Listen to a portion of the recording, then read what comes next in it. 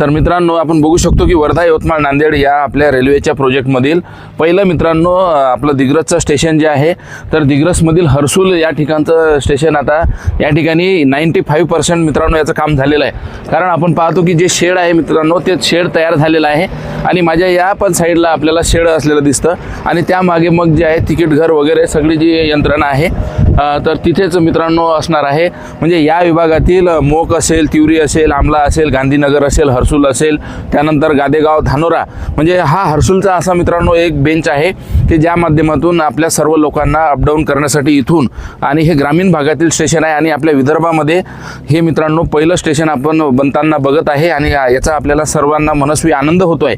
हा आनंद का होतो आहे कारण की ट्रेन मित्रांनो 2009 साली याचं म्हणजे उद्घाटन झालं होतं, परंतु नंतर मग कालांतराने ते बंद राहिलं आणि मग प्रत्यक्षात कामाला जी सुरुवात आहे 2021 पासून आपल्याला सुरू झालेली दिसते। आणि रेल्वेचं जे काम असते मित्रांनो अत्याधुनिक हे मशिनरीच्या सहाय्याने असते, परंतु मग त्यामध्ये काम सुरू असताना म्हणजे आपण पाहतो की दिग्रसवरून तिकडं जे आहे तर 5 टनल आहे, त्या 5 टनलपैकी मित्रांनो 5 टनल मी तुम्हाला दाखवण्याचा प्रयत्न केला। त्या दिवशी शिळवण्याचा जो आहे तोही मोठा टनल आणि आपल्या बेलगावांचा टनल, तर मग तो टनलमुळे आणि या सगळ्या परिस्थितीमध्ये सध्या दिग्रस आणि दारवा या बेंचमध्ये आपण आहो आणि दिग्रस आणि दारवा या बेंचमध्ये मित्रांनो आता सातत्यानं जे काम आहे आपण पाहू शकतो की आता ही JCB जात आहे आणि ही JCB म्हणजे असं नवनवीन जे आहे तर काही ना काही कुठे ना कुठे या बेंचमध्ये आपल्याला काम सुरू असलेलं दिसतं। पटेल इंजिनिअरिंग आणि SMS इन्फ्रा या 2 मुख्य कंपन्यांच्या वतीने हे मित्रांनो काम आपल्याला सुरू असलेलं दिसतं आणि या परिस्थितीमध्ये मग सध्या आपण काहीच याच्या उद्या परवाला समजा ज्या वेळेला वेळ मिळेल तर दारवा या ठिकाणी पण आपण येणार आहोत आणि दारव्यामध्ये शेलोडी या ठिकाणी काम जे आहे आता स्लीपर आणि पट्ट्या टाकण्याचं मित्रांनो ते सुरू पण झालेलं आहे। इथे पण स्लीपर आलेले आहे, परवा मी तुम्हाला वाईगोडचा पण स्लीपरचा मित्रांनो स्लीपर आल्याचा व्हिडिओ तो दाखवला होता।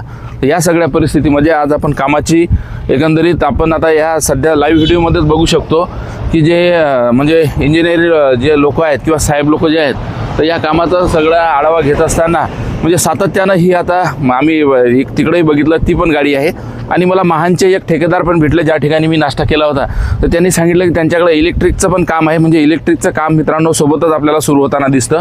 परंतु या बेंचमध्ये मग सगळं काल काही लोक कमेंट पण करतात की याला किती वेळ लागणार, 40 वर्ष लागणार का, ते निगेटिव्ह कमेंट झालं मित्रांनो। ॲक्च्युअल कामाची सिच्युएशन आम्ही तुम्हाला दाखवत आहे आणि या ॲक्च्युअल कामाच्या सिच्युएशनमध्ये सर आता आपल्याला असं लक्षात येतं की तिथं स्लीपर पण आलेले आणि पट्ट्या पण आलेल्या। तुम्हाला काय वाटतं कधीपर्यंत हे काम आपलं सुरू होईल? नक्कीच ग्रामीण भागाचा विकास होण्यासाठी दळणवळणाची साधने होणे आवश्यक आहे आणि या दिग्रस भागामध्ये जे बडेसर रेल्वेचं कामाची गती दाखवतात ते नक्कीच वाखाणण्याजोगी आहे, कारण गती हळूहळू वाढत आहे।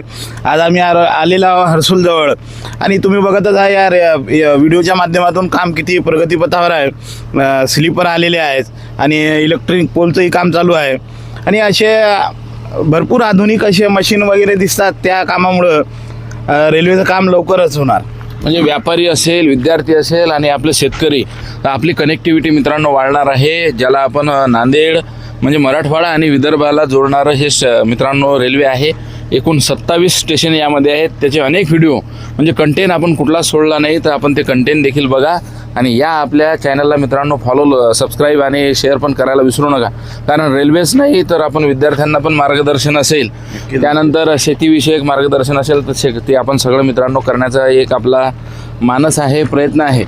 आज आम्ही नाश्ता करून इथं आलेलो आहे। आज गजानन महाराजाचा प्रगट दिन आहे, तर आपल्याला प्रगट दिनाच्या सगळ्यांना शुभेच्छा आणि तिकडं समोरचंही मित्रांनो काम आपण थोड्या वेळातच बघूया।